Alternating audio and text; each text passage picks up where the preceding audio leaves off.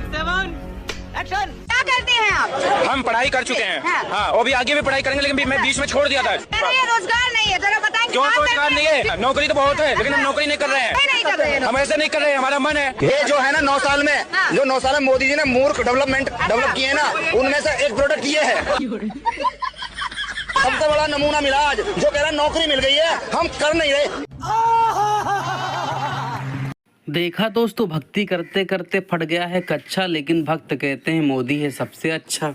क्योंकि दोस्तों इसी को तो कहते हैं फटे तो फटे पर पोजीशन अंधभक्तों की ना घटे। लेकिन दोस्तों जिस तरह से ये बंदा बता रहा नौकरी तो बहुत है, लेकिन हम करते नहीं हैं। लेकिन दोस्तों ये सब ये इसलिए कह रहा है कि इसके दिमाग में कोई बात चल रही है। वो ये सोच रहा है कि हमको तुम्हारे इश्क ने क्या क्या बना दिया, मजनू हमें और लैला बेजेबी को बना दिया।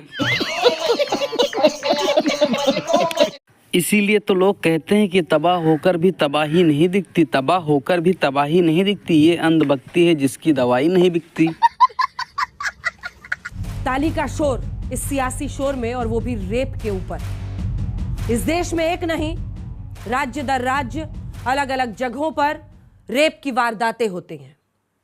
इंसाफ मिलने का इंतजार करते रहिए, क्योंकि राजनीति रेप में व्यस्त हो जाती है। रेप के मुद्दे पर राजनीति इस तरह से हावी होती है कि सियासी शोर में परिवार वालों का, उनके आसपास के लोगों के इंसाफ की उम्मीद ही धूमिल हो जाती है। आज बहुत सारे प्रश्न हैं इस पूरी व्यवस्था में।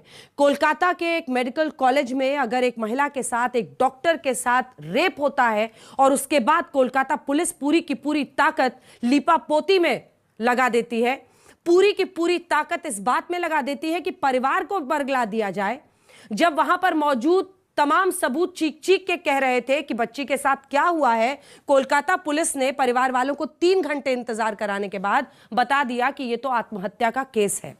पोस्टमार्टम रिपोर्ट आई और उस बच्ची पर 100 से ज्यादा चोट के निशान हैं। उसके चश्मे को उसकी आंखों पर तोड़ दिया गया है, उसे इस तरह से पीटा गया है, उसकी आंखों से खून निकल रहा था, उसके शरीर के अलग अलग हिस्से टूटे हुए थे, और कोलकाता पुलिस को कुछ समझ ही नहीं आ रहा था। वो पूरे देश को समझाने में लग गई थी कि ये तो आत्महत्या है।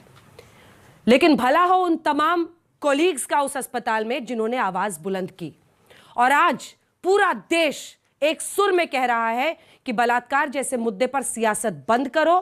कोलकाता पुलिस जैसी पुलिस फोर्सेस को कह रहा है कि इस लायक तो रह जाओ कि तुम अपनी वर्दी की इज्जत रख पाओ, अपनी बेटी से आंख मिला पाओ।